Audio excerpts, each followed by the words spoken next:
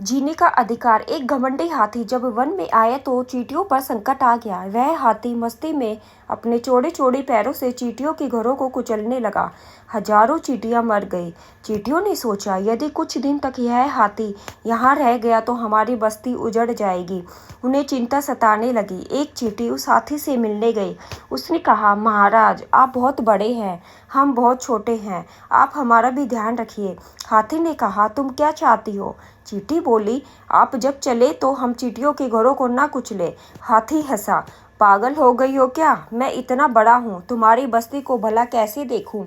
मुझे देखकर तुम लोग रास्ता छोड़ दिया करो। चींटी ने कहा, महाराज, आप बड़े तो हैं पर हम छोटों का ध्यान नहीं रखेंगे तो आप बड़े कैसे हुए? हमें भी वन में रहने का अधिकार है, मान जाइए, वरना हम अपने अधिकारों के लिए लड़ेंगे। हाथी ने कहा, देखो, मेरा समय बर्बाद मत करो। मुझे देखकर तो वन का राजा सिंह भी डरता है और तुम मेरे मुंह लग रही हो। भाग जाओ। चींटी लौट आई। अगले दिन वह घमंडी हाथी अपनी धुन में घास के मैदान की ओर बढ़ा। उसने ऊंची ऊंची घास सूंड से लपेटी। तभी एक चींटी उसकी सूंड के अंदर घुस गई और काटने लगी। हाथी ने सूंड को बहुत झटका पर चींटी चिपकी रही। चींटी ने सूंड को अंदर से काटना शुरू किया।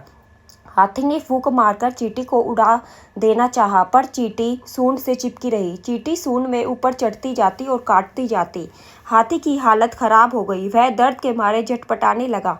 अब तक चींटी हाथी के कान के पास पहुंच गई थी। उसने हाथी के कान में धीरे से कहा, क्यों दादा, हमें जंगल में जीने का अधिकार है या नहीं? हाथी ने दर्द से झटपटाते हुए कहा, है, अवश्य है। चींटी बोली, तो हमारे अधिकार हमें लौटा दो और यहाँ से चले जाओ। हाथी गिड़गिड़ाया, मुझे छोड़ दो, मैं अब कभी तुम लोगों को कष्ट नहीं पहुंचाऊंगा। चींटी हाथी के कान के रास्ते बाहर आ गई। उस दिन से हाथी चलते समय फूंक फूंक कर कदम कर रखने लगे।